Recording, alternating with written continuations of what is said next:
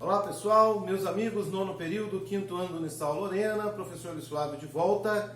Nessa aula de hoje nós vamos dar continuidade ao tema que já estamos tratando há algumas aulas, controle de constitucionalidade, tema extenso, né moçada? Na aula passada nós falamos sobre ação direta de inconstitucionalidade, então nós ingressamos ali no controle concentrado, nas ações constitucionais de controle concentrado de constitucionalidade. Na aula de hoje nós vamos falar da segunda ação de controle concentrado, qual? A ação declaratória de constitucionalidade. Beleza, pessoal? Então viramos na aula passada a página da ação direta de inconstitucionalidade para ingressarmos nesta aula de hoje no tema ação declaratória de constitucionalidade, a ADC. Beleza, pessoal? E a gente começa com a finalidade da ADC. Qual o objetivo, qual a finalidade, para que serve, enfim, a ação declaratória de constitucionalidade. Para a gente entender a finalidade desta ação, pessoal, nós temos que primeiramente fazer uma observação que a ADC, ela não surgiu por obra do constituinte originário. A ADC, ela foi introduzida na Constituição brasileira pelo poder constituinte derivado reformador através da emenda constitucional número 3 de 1993. Então, de outubro de 1988 até 93, nós não temos ali a presença da ADC, a ADC não estava inserida no contexto constitucional brasileiro. Ela só aparece em 1993 com a emenda constitucional número 3. Por que eu faço esta observação, pessoal? Porque o que motivou a criação deste instrumento? O que motivou a criação desta ação de proteção constitucional? A seguinte situação, pessoal, vamos entender aqui, quando uma lei entra em vigor, ela tem uma presunção de validade. Presume-se que uma lei, ao ingressar no ordenamento jurídico, ao entrar em vigor, ela é uma lei validamente constituída. Por quê? Porque ela passou por todo um rígido processo de elaboração, que nós chamamos de processo legislativo. Passou, inclusive, pelas comissões de Constituição e Justiça, que servem, para, dentre outras coisas, e sobretudo, para fazer controle de constitucionalidade, controle preventivo. Passou pela deliberação executiva, onde o presidente da República, assessorado pela sua equipe técnica, pode apor um veto jurídico àquele projeto de lei por conta de uma eventual inconstitucionalidade. Enfim, se esta lei superou todos esses obstáculos no curso do processo legislativo, pressupõe-se que ela é uma lei válida. Porém, essa presunção, galera, ela é uma presunção relativa, que significa, ela é uma presunção que admite prova em sentido contrário, tá certo? Ela é uma presunção que pode ser quebrada, tá? Aí vocês imaginem o seguinte, imagina que uma determinada lei, uma lei federal X, com 50 artigos, ela entrou em vigor. E desses 50 artigos, 3 artigos são de constitucionalidade questionável, tá certo? E as pessoas começam individualmente a ingressar na justiça com ações comuns. Por exemplo, aquela ação, nosso exemplo clássico lá, aquela ação de restituição de um indébito tributário, alegando que a cobrança se deu em cima desses 3 artigos da Lei X, cuja constitucionalidade é duvidosa. Então eu vou dizer, olha, aquela cobrança do tributo por parte da União com base na Lei Federal X, ela é inconstitucional, porque os artigos que tratam da instituição desse tributo, os artigos, 16, 17, 18, são inconstitucionais. O que vai acontecer? Eu entro com esta ação e o juiz federal aqui em Guará vai dizer, olha, de fato é inconstitucional, e me dá ganho de causa. Uma outra pessoa entra com a mesma ação em Taubaté e o juiz de Taubaté fala, não, o dispositivo é constitucional. E a ação é improcedente, você não tem direito à restituição do tributo. Né? Outro vai entrar em São José dos Campos, o juiz de São José dos Campos vai dizer, não, os dispositivos são inconstitucionais, portanto a cobrança do tributo com base nesses dispositivos é inconstitucional e o tributo deve ser restituído. E assim, pessoal, imagine, vai acontecer no Brasil inteiro uma série de decisões contraditórias. Por quê? Porque não ficou muito clara a constitucionalidade ou não daqueles dispositivos questionados. Até 1993, o que nós tínhamos para tentar sanar essa situação? A ação direta de inconstitucionalidade. Mas a ação direta de inconstitucionalidade, nós aprendemos na aula passada, ela tem legitimados específicos. Tá? E nesta ação só se pode pedir o quê? A inconstitucionalidade em tese abstrata da norma, do dispositivo legal, do ato da lei ou do ato normativo.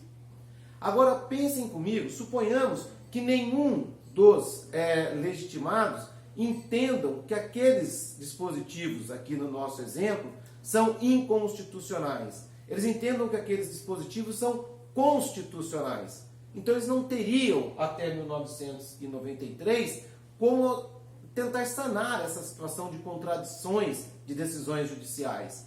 Porque o único instrumento que eles possuíam seria a ação direta de inconstitucionalidade. Mas eles não querem inconstitucionalidade, por entenderem que o dispositivo é constitucional. Não havia o que ser feito. A única coisa a ser feita era esperar que essas ações, através de recurso extraordinário, um dia chegassem ao Supremo Tribunal Federal e o Supremo Tribunal Federal pudesse solucionar a questão.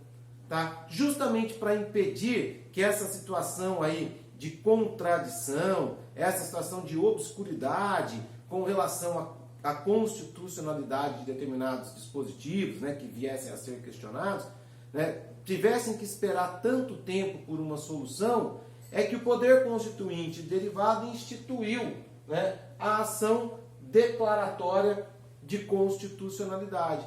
Então agora existem dois instrumentos, nós vamos ver no final, são chamados de ambivalentes. Tá? Se tiver uma situação de contradição com relação a um dispositivo legal, com relação à sua constitucionalidade, e essa situação de contrariedade se espalhar, né, se generalizar pelo território nacional, criando uma situação de insegurança, de instabilidade jurídica, tá? Se nenhum legitimado entender que há inconstitucionalidade, portanto não é caso de ADIM, ainda assim ele vai poder lançar mão de um segundo instrumento. Qual? A ADC, para pedir não a inconstitucionalidade, mas para pedir que seja declarada a constitucionalidade. Tá certo? Então, para que serve a ADC? Olha, em regra, todo dispositivo legal, essa nossa Lei X, por exemplo, quando entra em vigor, né, ela tem uma presunção de validade, de regularidade. Quando esta presunção de regularidade começa a ser questionada, começa a se instaurar uma controvérsia judicial, uma controvérsia no âmbito do judiciário, com relação a ser ou não constitucional aquele dispositivo, aquela norma legal, tá? Dois instrumentos podem ser lançados. Se eu entender que de fato há uma inconstitucionalidade, o legitimado vai ingressar com ação direta de inconstitucionalidade. Mas se os legitimados entenderem, não, estão equivocados os juízes aí pelo Brasil que falam de inconstitucionalidade da lei, ela é constitucional. Então, para sanar essa controvérsia jurídica, eles têm o segundo instrumento, pedir a constitucionalidade da norma, pedir que seja confirmada a sua validade, que aquela presunção de validade que toda norma possui seja ratificada, confirmada, certo? Pelo Supremo Tribunal Federal. Tá? E o instrumento? Para isso, ação declaratória de constitucionalidade. Tudo bem, pessoal? Então, este é o intuito, foi para isso que a ação declaratória de constitucionalidade foi criada, para evitar que controvérsias, né, judiciais a respeito da constitucionalidade de uma norma pudessem se estender, né, se espalhar e se estender indeterminadamente, até que o Supremo, em controle difuso, se manifestasse a respeito. Não, se entender um legitimado que a constitucionalidade, né, que a norma, objeto da controvérsia constitucional, hoje ele tem um instrumento para pedir não a inconstitucionalidade, através de ADIM, que ele já tinha desde 88, mas para pedir a constitucionalidade da norma, através do novo instrumento, né, criado então em 93, que é a ADC, que é a Declaratória de Constitucionalidade. Tudo bem, pessoal? Então esta é a finalidade, né? Esta é a finalidade. A doutrina fala, entendido, né, esse cenário, a gente vai ver que a doutrina fala numa tríplice, né, numa tríplice função, ou numa tríplice finalidade aqui, um tríplice propósito da ação declaratória de constitucionalidade. Proteger a ordem constitucional, evitar a proliferação de decisões contraditórias e restaurar a credibilidade e a força normativa. Vamos voltar um pouquinho com a introdução que a gente fez. Acho que vai ficar bem simples para vocês entenderem esse tríplice propósito. Primeiro é proteger a Constituição. Ora, se uma norma, recém ingressa no ordenamento jurídico, começa a suscitar uma situação de controvérsia quanto à sua constitucionalidade, onde há fumaça, há fogo. Precisamos verificar isso daí. Como diz o nosso presidente, precisa ver isso aí, ok? Temos que ver isso daí. Tá? Então, o primeiro propósito é isso, proteger a Constituição. Opa, se está surgindo controvérsia no âmbito judiciário quanto à constitucionalidade de uma norma, então a Constituição pode estar em risco. Vamos lançar mão de um instrumento, a ADC, que sirva para proteger a Constituição. Tá certo? Evitar a proliferação de decisões contraditórias. Por quê? Porque essas decisões que vão se proliferando pelo território nacional, elas geram instabilidade jurídica. Opa, se um juiz, numa determinada cidade, numa determinada comarca, diz que a norma é constitucional, o outro, em outra comarca, inconstitucional, constitucional, inconstitucional, isso gera uma grande instabilidade. Imagina que essa norma, por exemplo, diz respeito a uma espécie de contrato, e você trabalha num ramo que precise lançar mão desse contrato. Olha a insegurança que você fica. Posso utilizar essas normas na elaboração do meu contrato ou não? E se lá na frente isso for declarado inconstitucional? Então é preciso que se peça uma declaração logo da Corte Suprema a respeito da questão, para que volte a imperar uma certa estabilidade jurídica quanto àquele tema, quanto àquela norma questionada. Tudo bem, pessoal? E por fim, restaurar a credibilidade e a força normativa de quem? Da própria norma. Como eu acabei de dizer, se uma norma jurídica começa a ter a sua constitucionalidade posta em dúvida perante a apreciação do Poder Judiciário, a credibilidade desta norma está comprometida. A constitucionalidade dessa norma se vê comprometida aos olhos da população. A gente já não sabe mais se é possível aplicar ou não esta norma jurídica. Tá certo, pessoal? Deu para entender isso? Beleza? Então, o tríplice propósito, a tríplice finalidade da ação declaratória de constitucionalidade. Beleza, turma? Com relação à legitimidade ativa. Legitimidade ativa é quem pode propor a ação. Quais são as autoridades, quais são os órgãos legitimados, autorizados pela Constituição para proporem uma ação declaratória de constitucionalidade. E aí a questão é tranquilo, pessoal. Por quê? Porque desde a emenda constitucional número 45 de 2004, que instituiu a chamada reforma do judiciário, tá? Os legitimados para a propositura, os legitimados ativos para a propositura da ADC são os mesmos legitimados para a propositura da ADI, da ADIM. Tá certo, pessoal? Então é aquele mesmo rol lá do artigo 103 da Constituição, inclusive com aquela ressalva, dos legitimados universais e dos legitimados especiais. Tá bem, pessoal? Então, a alunada aí festeje, a emenda constitucional número 45 de 2004, que facilitou a nossa vida.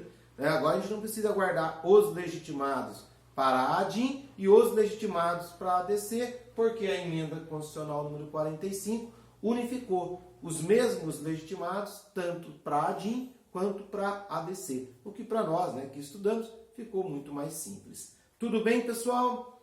Tranquilo? Então esta a legitimidade ativa para a propositura da ação declaratória de constitucionalidade. Visto isto, pessoal, vamos entrar no procedimento.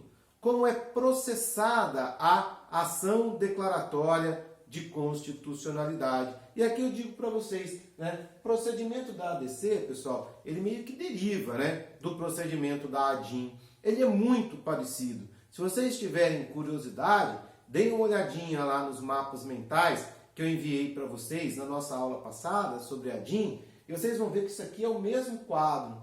O mesmo quadro que estava no procedimento da ADIM, eu utilizei aqui na ADC. A diferença está nesses pontos aqui em amarelo. Tá certo, pessoal? Está nesses pontos em amarelo, tá? Então vamos dar uma recapitulada aqui. O procedimento da ADC, ele começa como todos, né, os procedimentos jurídicos, todos os processos, através de uma petição inicial. Essa petição inicial, ela deve contar com os requisitos genéricos de toda a petição inicial, que estão lá no Código de Processo Civil, né, indicação do juiz competente, qualificação das partes e assim por diante, e mais 3 requisitos específicos, esses sim específicos, próprios da ADC, e que não podem faltar sob pena da inicial ser considerada inepta. Tá certo? Quais são esses requisitos? 2 nós já conhecemos, porque eles estavam também na ADIM, estavam também na ADI. Tem que a petição inicial da ADC, ela deve especificar o dispositivo da lei ou do ato normativo, cuja constitucionalidade se pretende ver declarada, ok? Então tem que estar lá na inicial, estou questionando a lei X, estou questionando os artigos 3, 4 e 5 da lei X. Eu tenho que deixar bem claro quais são os dispositivos, quais são os atos normativos que eu estou impugnando na ação. Tá certo, pessoal? Além disso, e aí é um requisito novo, né, específico da ADC, a inicial deve trazer a demonstração da controvérsia jurídica ou judicial relevante. Por quê? Porque só cabe a ADC onde há controvérsia jurídica, né, onde há um impasse jurídico sobre a constitucionalidade de uma determinada norma. Tá certo? A ADC, lembra, né, pessoal? Ela surge para isso, para que diante de uma controvérsia, diante de decisões contraditórias, né, dos tribunais acerca da constitucionalidade de uma determinada norma jurídica, possa, né, a Corte Suprema se manifestar diretamente a respeito, tá certo? Então só se justifica a existência da ADC onde há uma controvérsia jurídica relevante. Relevante, pessoal, entenda, não é que todos os juízes do Brasil estão dizendo que a norma é constitucional e um juiz, o diferentão, né, disse que a norma é inconstitucional. Isso não é controvérsia relevante. Né? A controvérsia relevante é quando você tem um número razoável de julgados, tá, havendo uma divisão, né, também razoável no tocante à constitucionalidade ou inconstitucionalidade. Por isso, pessoal, para que haja uma ADC, é necessário que já tenha se transcorrido um período razoável de vigência da norma jurídica. É necessário que esta norma jurídica a ser questionada, né, ela já tenha um período de vigência, de maturação. Para quê? Para que já tenha dado tempo de haver um número X, um número sustentável de decisões judiciais a respeito daquela matéria, da onde nós podemos extrair uma eventual contrariedade, uma eventual controvérsia judicial. Eu não posso falar em controvérsia judicial relevante, né, com base em 2, 3, 4 decisões, tá certo? Como também não posso falar em controvérsia judicial relevante, onde há, por exemplo, né, 2.000 decisões, tá? E nessas 2.000 decisões, 3 são pela inconstitucionalidade e o restante tudo pela constitucionalidade. Né? É óbvio que aí não há uma controvérsia relevante, né? A esmagadora maioria, 99%, decidiu num sentido, tá? Uns diferentões decidiram de forma diferente. Isso não é controvérsia judicial relevante. Tá bem, pessoal? Isso tem que ficar demonstrado na inicial. E, por fim, os fundamentos do pedido. Por que eu estou alegando? Porque eu afirmo que aquele dispositivo, que aquela norma jurídica é constitucional. Eu digo que essa norma deve ter declarado a sua constitucionalidade por causa disso. Tá certo? Então, a norma impugnada, né, a norma questionada, os fundamentos da constitucionalidade e a controvérsia relevante que levou, né, a ser necessário um provimento da Suprema Corte sobre a matéria. Feito isso, né, a petição inicial é encaminhada ao seu relator e, novamente, ele tem duas possibilidades, né, declarar inepta a inicial e, então, indeferi-la de plano, tá certo? Encerrando o processo, ou entender que a inicial está perfeita, que a inicial é apta, e então recebê-la e dar início, de fato, ao processamento. Tá? E o que ele faz em seguida, né, logo após o recebimento? O que o relator faz logo após o recebimento desta petição inicial? Tá? Ele poderá requisitar informações adicionais que entender relevantes. Aqui também tem uma alteração com relação ao processo de ADIM. Porque lá no processo da ADIM ou da ADI, uma vez recebida a inicial pelo relator, o que o relator fazia? Ele abria prazo, ele intimava, né, a parte interessada. Que parte interessada? A autoridade responsável pela elaboração do ato impugnado, para apresentar informações em 30 dias. Tá? Aqui, pessoal, não tem essa etapa. Tá? Por que não tem essa etapa, turma? Por uma razão óbvia, professor. Nesta ação, eu não estou questionando inconstitucionalidade. O legitimado que ingressa com esta ação, ele ingressa dizendo que a norma em questão ela é constitucional. Então, eu não preciso chamar o responsável pela elaboração da norma para vir justificar a constitucionalidade, para vir defender a constitucionalidade, porque ninguém está atacando a constitucionalidade dessa norma, pelo contrário, está se defendendo a constitucionalidade da norma em questão. Tudo bem, pessoal? Deu para entender isso? Se o ministro relator entender que é importante ouvir a autoridade responsável pela elaboração da lei ou ato normativo, para que traga algum novo esclarecimento, algo a mais para o processo, então o ministro poderá fazê-lo nesse ponto, olha lá, poderá requisitar informações adicionais. Mas aqui não há necessidade de se intimar a autoridade responsável pelo ato para defender a constitucionalidade do ato, porque a constitucionalidade não está sendo atacada nesta ação. Pelo contrário, esta ação está sendo utilizada para defender a constitucionalidade daquela lei ou ato normativo. Tudo bem, galera? Tranquilo? Feito isso, essa primeira etapa, né, de recebimento da inicial, o processo é muito simples. Procurador-Geral da República, para emitir seu parecer em 15 dias, que pode ser pela constitucionalidade e, consequentemente, o deferimento da ação, ou pela inconstitucionalidade e, consequentemente, o indeferimento da ação. E a AGU, nesse caso, não se manifesta. E, de novo, pessoal, por que a AGU não se manifesta? Por que a AGU se manifesta na ADI e não se manifesta na ADC? Porque a competência da AGU é para defender a lei ou ato normativo. Na ADI, a constitucionalidade está sendo, do ato normativo, da lei ou ato normativo, está sendo atacada.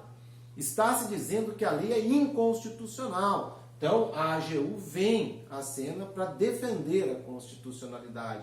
Aqui não. Aqui está se alegando que a lei ou ato normativo é constitucional. Então, não tem por que a AGU participar nesta fase. Ok, pessoal? Feito isso, o relator incluirá o processo na ordem do dia ou, se entender necessário ainda, né, neste ponto, pode requisitar informações adicionais. Tá bem, pessoal? Feito isso, incluído na ordem do dia, a ação vai para julgamento, tá? E esta ação, pessoal, a ADC e a ADI, como eu falei lá no comecinho, elas são chamadas pela doutrina de ações ambivalentes ou ações de sinais trocados, né? Ação de sinal trocado. O que quer dizer isso, pessoal? Quer dizer o seguinte, numa ADC, tá, eu pleiteio a declaração de constitucionalidade de uma lei. Se a minha ADC for procedente, é porque a lei é constitucional, atingir meu objetivo. Tá? Se numa ADC eu vou lá e pleiteio a constitucionalidade de uma lei e a minha ação é improcedente, isso significa que a minha lei está sendo declarada inconstitucional. Tá certo? Ou seja, a improcedência de uma ADC funciona como uma procedência na ADIM. Porque a ADIM é justamente para declarar inconstitucionalidade. E o contrário é verdadeiro, a recíproca é verdadeira. Numa ADIM, tá? Onde eu vou pedir a inconstitucionalidade de uma norma. Se a minha ação é procedente, a norma é declarada inconstitucional. Tá certo? Porém, se na minha ADIM, onde eu peço a inconstitucionalidade da norma, há uma sentença pela improcedência, isso significa que a norma que eu questiono ela é constitucional. Ela está produzindo os efeitos de uma declaratória de constitucionalidade. Tá certo, pessoal? Por isso elas são chamadas de ações ambivalentes ou de sinal trocado. A ação, a improcedência numa ADI, funciona como uma procedência na ADC. Tá certo? E a recíproca é verdadeira. Né? Uma improcedência numa ADC funciona como uma procedência numa ADI. Uma vez que elas pedem exatamente o oposto, exatamente o contrário. A ADI pede inconstitucionalidade e a ADC pleiteia constitucionalidade. Tudo bem, pessoal? Daí a expressão ações ambivalentes ou de sinal trocado. Tá? Objeto da ADC, pessoal, isso aqui também é importante, né? Objeto da ADC, ele é uma lei ou ato normativo federal, tá? Mas eu vou falar disso com vocês, pessoal, no próximo vídeo, tá bem? Eu vou parar aqui para o vídeo não ficar muito longo, vou parar aqui no objeto da ADC e eu retomo no vídeo 2 a matéria a partir daqui sobre este objeto e falo um pouquinho também sobre ação direta de inconstitucionalidade por omissão. Tá bem, pessoal? Tranquilo? Então, uma pausazinha, vou tomar uma água e já volto.